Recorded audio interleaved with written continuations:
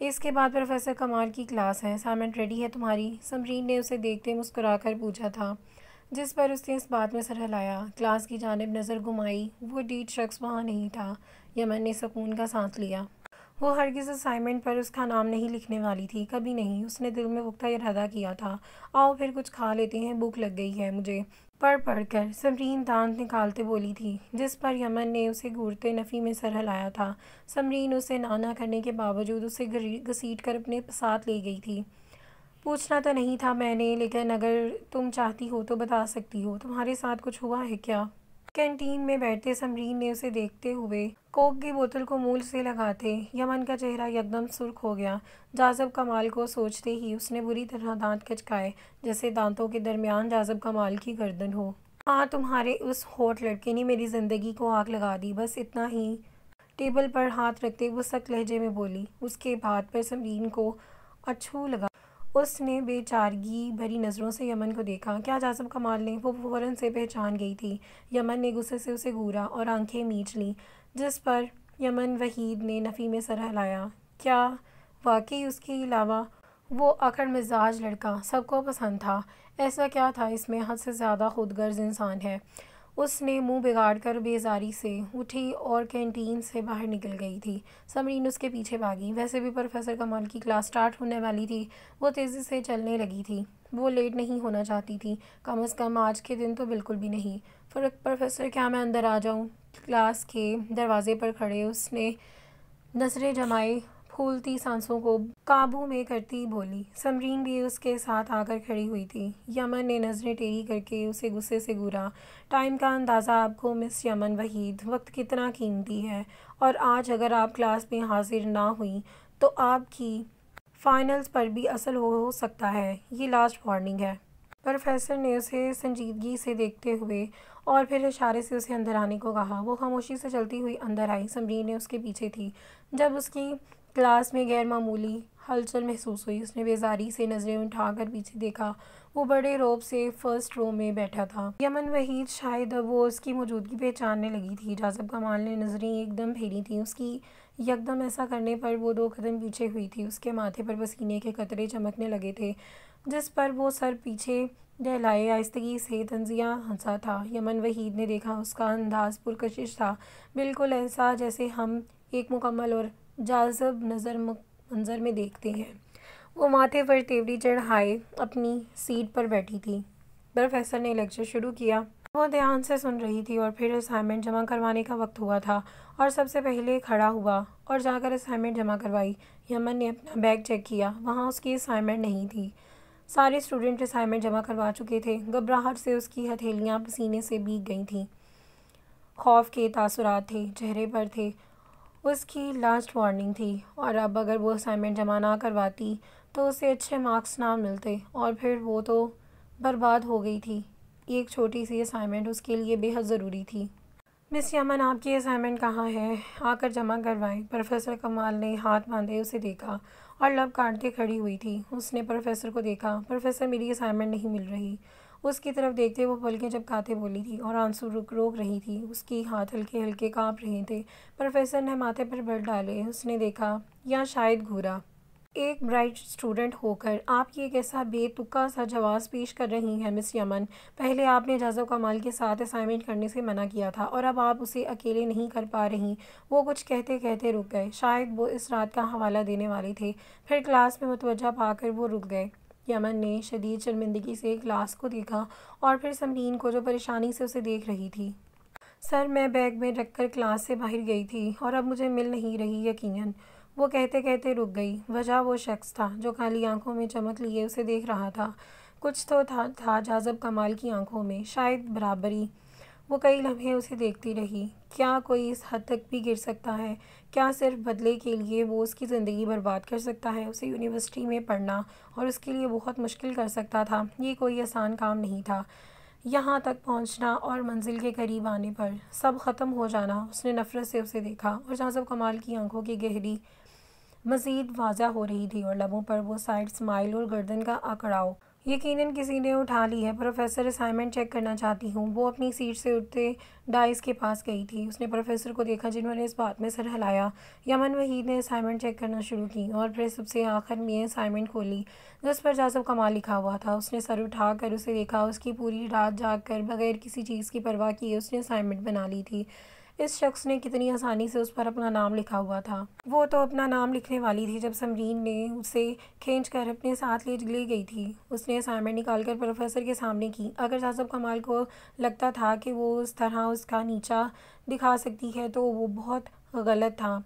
شاید وہ نہیں جانتا تھا کہ یمن وحید ایک مڈل کلاس فیملی میں بڑی ہوئی ہے جہاں پر مشکلات کا آنا عام سی بات ہے، اور پھر اسے لڑ کر اس کا سامنا کرنا اس نے سیکھا ہوا ہے۔ یہ میری ہے پروفیسر، اس پر لکھتے ہر لفظ کا مجھے علم ہے، اس نے جازب کمال کو دیکھتے مضبوط لہجے میں کہا۔ پوری کلاس نے اس کی طرف دیکھا جو ببل گم چباتے ہوئے بیٹھا جسے کچھ بھی فرق نہیں پڑ رہا تھا۔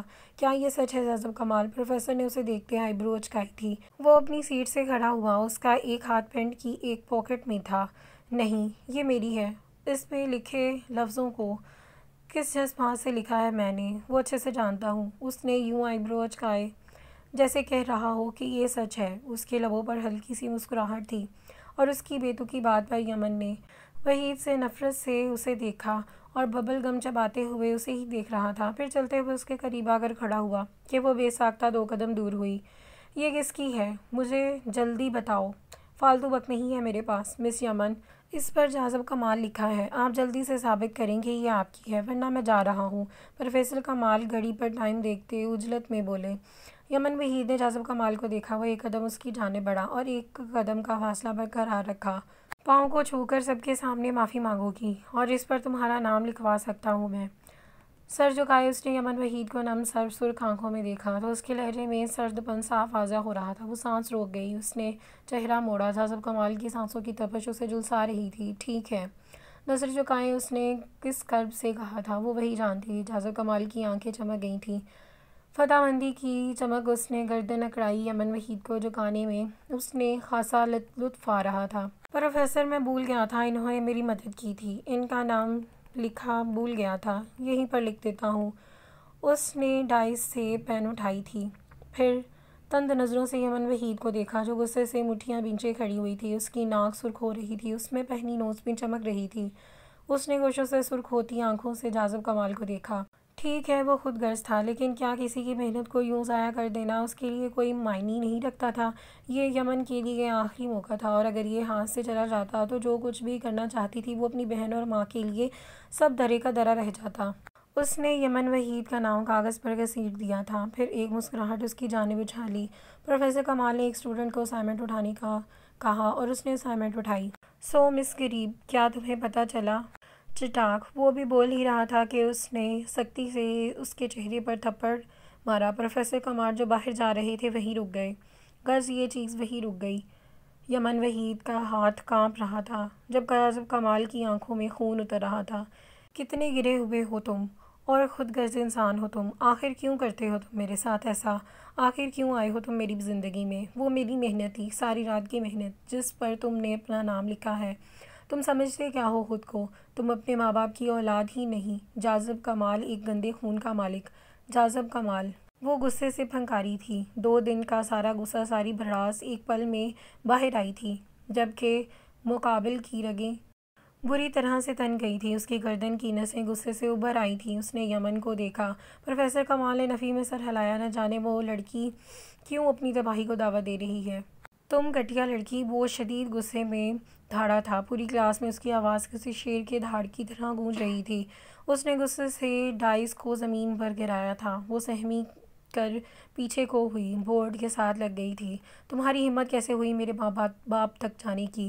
حد سے تیز غصے میں وہ شعلہ برساتی نظروں سے اسے دیکھتے اس کی جانب بڑھا تھا، جس پر اس نے خوف سے سہمتی قدم اٹھانے چاہے تھے، لیکن ایک قدم اٹھاتے ہی اس کی نازک بازو جازب کمال کے ہاتھوں کی گرفت میں تھی۔ اس نے سختی سے اسے بورڈ کے ساتھ پٹکا کہ وہ زور سے آنکھیں میچ گئی۔ وہ ہمیشہ ہی تیز بول جاتی تھی اور پھر یمن وحید سہم جاتی تھی۔ مجھے جانے دو، اس نے نظریں اٹھا کر ہمت کرتے اس کی جانب دیکھا۔ وہاں موجود سب لوگ ان دونوں کو دیکھ رہے تھے۔ یمن وحید کی نظریں جھکا گئی تھیں اور بورڈ کی دونوں سائیڈ بازو رکھے تھے۔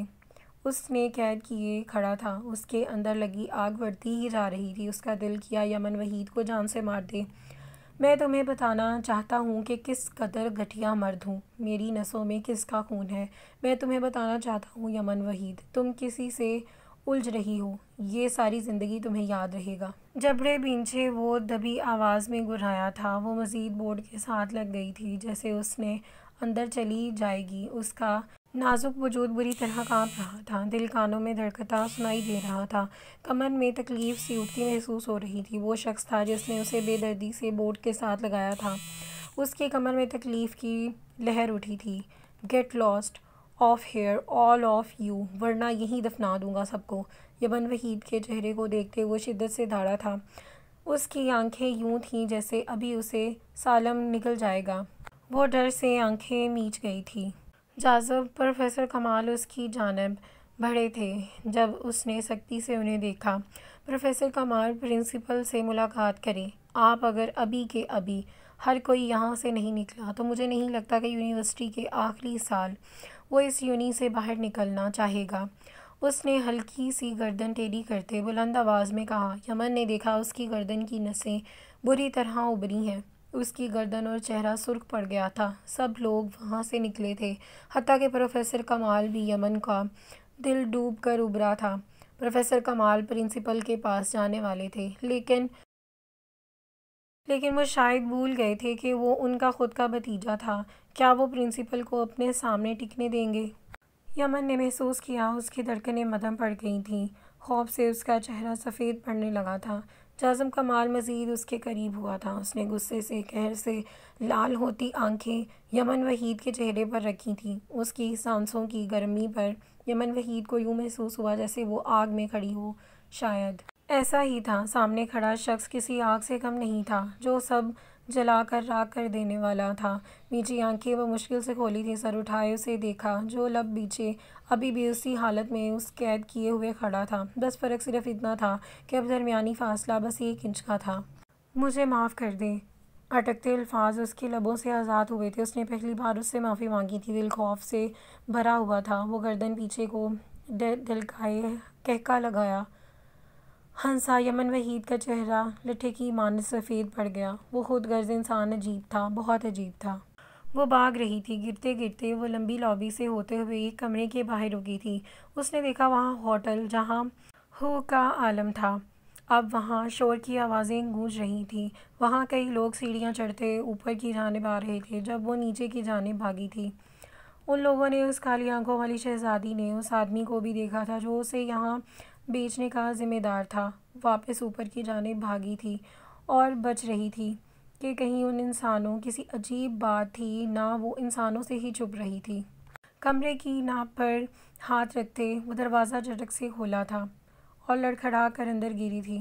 اس کی ڈھیلی ٹی شرٹ کندھے سے پھٹی ہوئی تھی، پینٹ ٹخنوں سے اوپر تھی جہاں اس نے ناخنوں کے نشان واضح تھے، اور یہی حال گردن کا بھی تھا، اور ہونٹ کے قریب خون جمع ہوا تھا۔ بکھرے بال، اور کہیں سے بھی وہ برف کی شہزادی معلوم نہیں ہو رہی تھی۔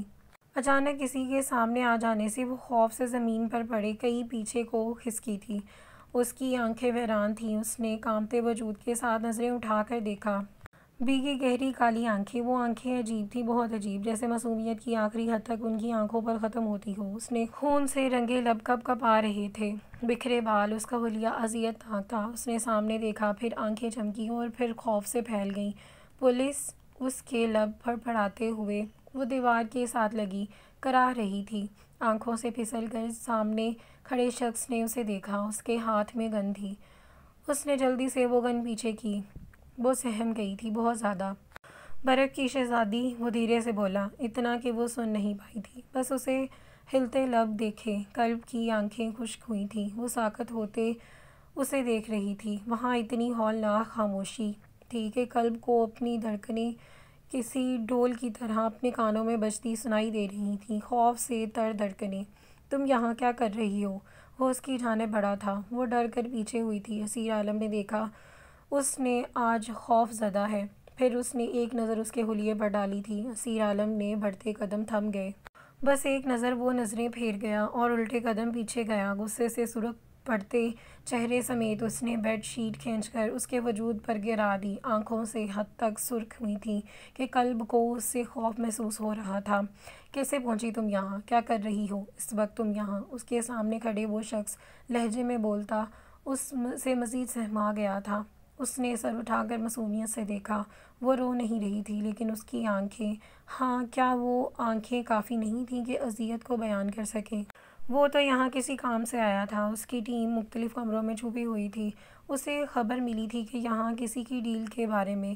وہ خاص ایس ایل ایڈم کو خود پکڑنا چاہتا تھا کیونکہ ایس ایل ایڈم اسے دوبارہ شکست دی تھی اور اب اسے پکڑنا اسیر عالم کا پہلا مقصد تھا۔ اس نے قلب کو گھر چھوڑا تھا اور تب ہی وہ وہاں سے نکل گیا تھا البرٹا کے لیے، لیکن وہ کالی آنکھیں، وہ ان آنکھوں کو ابھی تک نہیں بھولا تھا۔ وہ شاید زندگی بھر نہ بھولتا۔ اسیر عالم وہ کبھی ایک چیز کو ذہن پر سوار نہیں کرتا تھا، لیکن فہد وہ آخری چیز تھی جو اس کے ذہن پر پورے 10 دن سے سوار ہوئی تھی، وہ کالی آنکھیں۔ وہ ہمیں مار دے گا، بیچ دے گا، وہ اٹکتے ہوئے بولی تھی، درد سے پر لہجہ، خوف سے کانپتا وجود۔ وہ مزید دیوار کے ساتھ لگ گئی تھی۔ اس نے مقابل کو نہیں دیکھا، شاید یہی اس کے ٹھیک تھا کیونکہ مقابل کی آنکھیں یہ سنتے ہی شعلے برسا رہی تھیں۔ اسے نہیں پتا تھا کہ اس کی وجہ سے اتنا غصہ کیوں آ رہا ہے۔ وہ ایسا نہیں تھا، بالکل نہیں۔ اسیر عالم تو لڑکیوں کی وجہ سے جنگ چھیڑ دے، ناممکن، لیکن اب اس کا دل کر رہا تھا کہ اس ہوٹل کو آگ لگا دے۔ کس جانور نے کیا ایسا تمہارے ساتھ؟ دو زانوں پر بیٹھتے اس نے شدید غصے سے تحت مٹھیاں بھینجی۔ اس کے لہجے میں دھاڑ تھی، قلب کانوں پر ہاتھ جمائے پیچھے کو کھسک گئی تھی۔ اس کی درشکتی بھری آواز کمرے میں گونج رہی تھی۔ اس نے قلب کو دیکھا جو خوف سے کانپ رہی تھی۔ اس نے برف کی شہزادی سے سر آنکھیں، کالی آنکھیں اس کے چہرے پر جمائیں۔ اسیر عالم نے دیکھا اس کے ہاتھ کانپ رہے ہیں تو پھر ان کالی آنکھوں میں دیکھا۔ جانور نے نہیں، انسان نے۔ وہ انسان تھے، وہ درد کرتے ہونٹوں سمیت بولی تھی۔ اس نے مقابل کے جملے کی تصحیح کی تھی۔ وہ ساکت ہو گیا تھا کچھ پل، پھر مزید چند پل، 5 منٹ وہ اسے دیکھ رہا تھا۔ اسے لگا کہ وہ مذاق کر رہی ہے۔ وہ کچھ نہیں بول پایا۔ اس لڑکی نے کہا تھا کہ جانور نے نہیں، وہ انسان تھے۔ معصومیت سا جملہ تھا لیکن جملہ چیر دینے والا تھا۔ چند الفاظ سن کر دینے والے تھے، الفاظ سوناٹوں کی نظر کے کر دینے والے جملے تھے۔ اس نے زور سے آنکھیں میچ لی تھیں، اس کا دماغ بری طرح تپ رہا تھا۔ یہ اس کی دوسری ملاقات تھی۔ اس نے آگے بڑھتے ہی اس کا ہاتھ جکڑا، بیڈ شیٹ اچھے سے اس کے گرد پھیلا دی، اسے مکمل کور کیا اور باہر نکالا۔ وہ ابھی بھی کانپ رہی تھی۔ اسیر عالم نے اس کی کلائی پر گرفت سخت کی تھی، بہت سخت۔ اس کی گردن کی نسیں بار بار پھول رہی تھیں جو اس کی شدید غصے میں ہونے کا گمان کر رہی تھیں۔ ہاں آگ لگا دو، اس نے فون نکالتے ہی ایک جملہ بولا تھا۔ سیکنڈ فلور سے کھڑکیوں کے ٹوٹنے کی آواز سنائی دی۔ وہ ڈر کر لڑکھڑا گئی تھی جب اس نے اس کی کلائی پر گرفت سخت کرتے اسے گرنے سے بچایا تھا۔ وہ بس اس کے ساتھ چل رہی تھی جس نے اسے ایک بار پہلے بھی گھر پہنچایا تھا اور اب بھی یہاں سے نکال کر لے جا رہا تھا۔ وہ دونوں ہمیشہ برے حالات میں ملتے تھے لیکن اس شخص نے نہ پہلی بار اس کا فائدہ اٹھایا تھا اور نہ دوسری بار، حتیٰ کہ اس کے مضبوط ہاتھ میں جکڑی اس کی کلائی بھی کپڑے کے ساتھ پکڑی تھی، اس کے وجود کو چھوا تک نہیں تھا۔ اس کے حکم پر سارے آفیسرز جو کمروں میں چھپے ہوئے تھے کھڑکیوں کے ذریعے ہوٹل سے باہر آئے تھے اور اسے لیے پیچھے کے دروازے سے باہر آیا تھا۔ یہ اس کی تیسری شکست تھی جو ایس ایل ایڈم سے اسے ملی تھی، لیکن پہلی بار تھا کہ اسے اس کا افسوس نہیں تھا۔ اس نے قلب کو قدرے دور کھڑا کیا برف پر اور پھر موبائل دیکھا۔ اس نے سگریٹ سلگائی، 2 کش بھرے، دھواں ہوا میں چھوڑا، کلائی پر بندھی گھڑی دیکھی، پھر آگے بڑھا۔ ہوٹل ہال میں پہنچا جہاں مختلف آدمی ادھر ادھر پھیلے ہوئے تھے، شاید یہاں 2 مختلف پارٹیوں کے لوگ ایک دوسرے کو مارنے والے تھے۔ اس نے ہال میں سگریٹ کا تیسرا کش بھرا اور سگریٹ نیچے پھینک دی۔ اچانک، پھر بہت اچانک وہاں آگ جلی تھی، ایسے جیسے ایک لکیر کھینچی ہو اور جو سیدھا ہوٹل کے کچن کی جانب جا رہی تھی، اور بھاری قدم اٹھاتے وہ وہاں سے باہر نکلا تھا۔ اس کی آنکھیں اب پرسکون تھیں۔ اس نے دور سے قلب کو دیکھا تھا جو سر جھکائے وہیں کھڑی تھی۔ اسیر عالم ایک پولیس آفیسر تھا جس نے بنا اوپر سے آرڈر کیے بغیر کسی جواز کے اس ہوٹل کو جلا دیا تھا۔ اس نے قلب کو گاڑی میں بٹھاتے ٹیم کو جانے کا بولا تھا۔ وہ گاڑی میں بیٹھا کہ ہوٹل میں بہت تیز آگ بھڑکتی ہر طرف پھیلی تھی۔ اس کی آنکھیں سرد ہوئی تھیں، بے ساختہ۔ اس نے برابر سیٹ پر بیٹھتی قلب کو دیکھا، پھر پیچھے جلتے ہوٹل کو دیکھا اور بلا جواز تھا۔ اسیر عالم وہ ایک لڑکی کے لیے پورے ہوٹل کو جلا کر آ گیا تھا۔ وہ لڑکی جس نے آج اس کی دوسری ملاقات تھی، وہ اس کے لیے سب جلا کر راکھ کر آیا تھا، کیوں پتہ نہیں۔ اس نے گاڑی سٹارٹ کرتے سڑک پر ڈال دی۔ پیچھے پورا ہوٹل جلتا، ہر طرف دھواں پھیلاتا جا رہا تھا۔ وہ خوبصورت ہوٹل ڈھیر بننے جا رہا تھا، وہی ہوٹل جس کے کمرے میں اس برف کی شہزادی کو اذیت محسوس ہوتی تھی، اس نے اس اذیت کو جلا دیا۔ یہیں پر ہماری قسط نمبر 13 کا اختتام ہوتا ہے۔ انشاءاللہ ملتے ہیں نیکسٹ قسط کے ساتھ۔ دعاؤں میں یاد رکھیے گا۔ اللہ حافظ۔